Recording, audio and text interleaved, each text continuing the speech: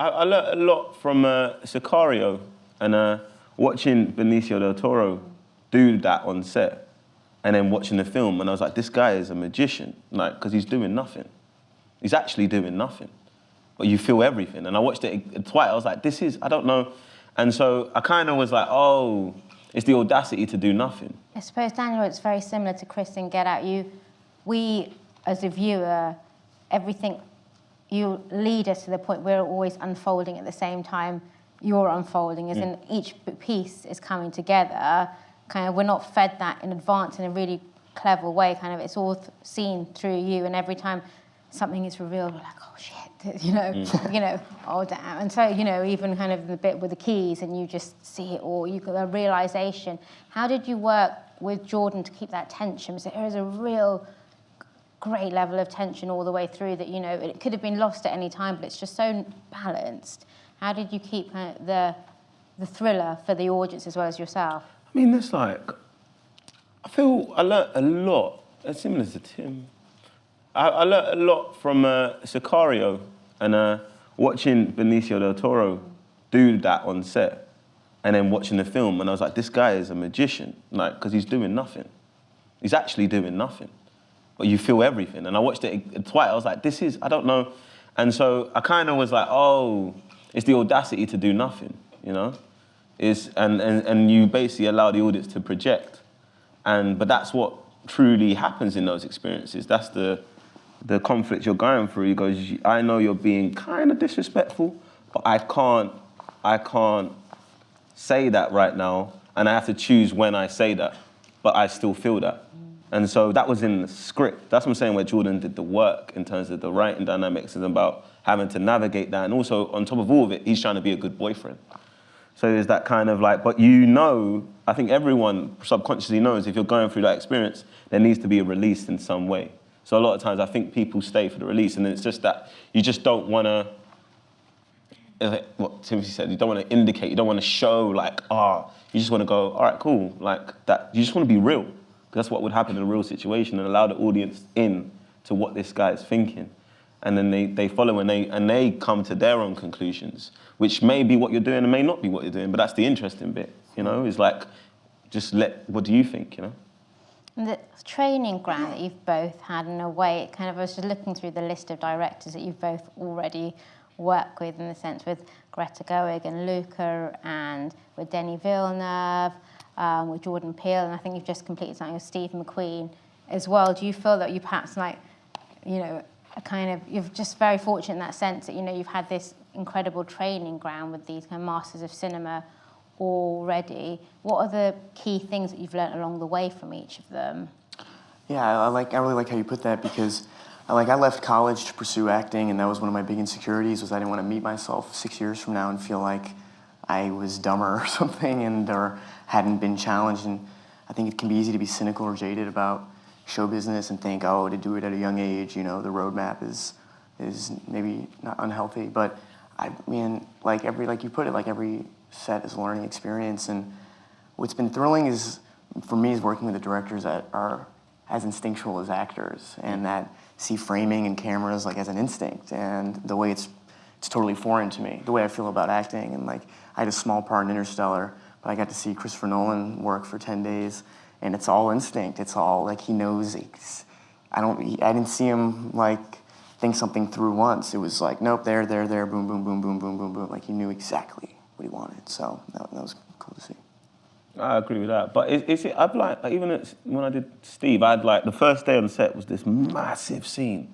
Like, it was just like, you know, like, I'm doing an accent, and it was like this big scene I had to do, like the one I did the audition I had to do, and it's like I can't say what happens in it, but it was, I kind of spoke to him about it on set, because I was nervous, and then, because I really respect him, and then, and it was just that thing when I think what he communicated is something that they all kind of believe in. He was like, he's like, I set the boundaries, do what you want within that. You know what I mean? And then it's like, surprise me, surprise yourself. Do you know what I'm saying? And that's what the spontaneity that Timothy was talking about. It's like what happens in the moment. That's the exciting bit because you can't actually replicate it. Sometimes I do ADR and I go, I don't know how I got there. Like, I don't know what I'm doing. Do you know what I mean? Because it's the moment. Do you know what I'm saying? It's like you can't replicate, and that's what is interesting about life. That's what I find interesting about documentaries because you go, that person the next day will be in the same situation and can't say that in that way, you know? Because in that moment they felt like that. And so that's it's that they kind of they trust you. It's where you trust them, they trust you to trust your instincts and go. And then they'll be frank. And then you can actually have a conversation and then they know you're coming from a good place and you're trying to build something, so yeah. In terms of kind of building something, you have, in a way, become the master of accents. How do you work with kind of, getting the right vernacular and adopting kind of, so it seems authentic, so you're not thinking about it as you're doing it, kind of, you've mentioned with the Steve McQueen Widows, but with Black Panther, with Get Out, it's so authentic and there's a level of, I'm not even seeing you, Daniel, I'm seeing, Chris, I'm seeing Wakabe, I'm seeing that person because their voice is so natural. How do you get into that? Mostly fear. I'll have a person who I know is from there and go, if they watch it, they will cuss me out. So I go, all right, cool. That's why I need to wake up and do all this work. Like, it's got to be an emotional reason. Do you know what I'm saying? All this kind of technique. It's like, why? Like, what's your why, innit? Like, so that guy is gonna be on WhatsApp gunning me. Like, so I need to get on my A game first. And I just drill it like every morning. It's an hours game. Like, I'll just listen. I'll find a person who is that person who I think is similar, and I just listen to them. Instead of listening to a podcast, I just listen to them. And so you work on it like in the background. So, because you don't want, accent and acting are two different disciplines. Do you know what I'm saying? So you're doing it, but you can't think about accent when you're doing your job. It helps you to do your job. Do you know what I'm saying? It makes the character more believable within the world that you're in, but you're still having to express an emotion or carry some sort of story beat. So, I kind of just drill it every morning, every night, and then usually I have to work with someone like an accent coach or some sort to kind of to fail, to kind of go, oh, that sounds dodgy, and then I record it. Then I'll listen to that back, and then I go, oh, that sounds dodgy. I'm harsh on myself. I go, that sounds dodgy when I say it like that. And I go, why does it sound dodgy? Then I speak to the woman again or the man again. I'll go, oh, this is this, and it's a process, And then, for me, it's about who is that person as opposed to what does that person sound like? Because then it's because accent isn't just how you sound, it's how you carry yourself. It's how you, your thinking, your attitude. A lot of time it's attitude. If I come and do an American accent like this, I can't do it because this is quite London, how I am. So you just have to find and adopt a general or a kind of a person within that world that's kind of the generic person. You have to find an identity within that culture. And then you do build from that identity. What? Sorry, I interrupted. Do you stay in that world in between takes then? Yeah. I stay in it, and it's really helpful when others stay in it as well, because then you could just talk in there. And people are going to think you're weird for 2 days, and then you're just up your own arse. But then it's just you know what I mean? When it comes out, you just have to do your job, you know what I mean? So it's I just stay in it. A lot of times, if I'm by myself in the area, I stay in it when I'm going shopping and stuff like that. So because a lot of times they'll throw words at you, and then you have to just say it. I remember on Sicario, they threw a word at me. I'm like, I don't even know what that is. I don't know how to say that in American. But so I just made sure that anything that comes my way, I am not, because once you're scared of it, it shows up in a take. I mean.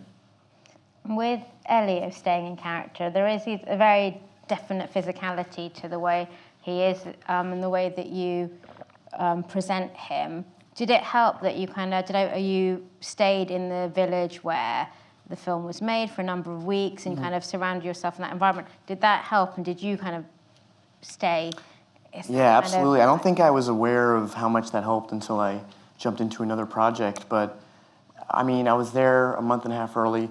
We shot on one camera, we shot on one lens, so they weren't switching the camera positions all the time and switching the lens. And Luca, our director, his company is called Frenesy, and all the members of the production had worked on his other movies. So I had this impression that I was like stepping into a like an Andy Warhol like factory or something in a great way. Like I felt very positioned to succeed, you know, and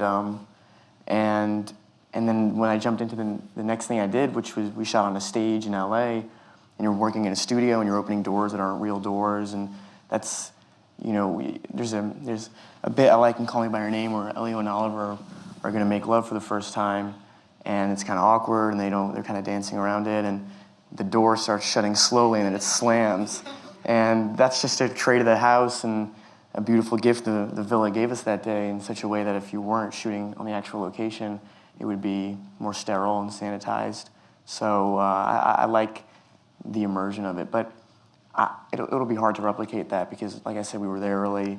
It was so specific to the town, and also the beautiful thing about that story, there really isn't an antagonist or a plot twist or a moment that, you know, characters have to play something. It's a lot of people just being. You try to be as truthful and real in every scene.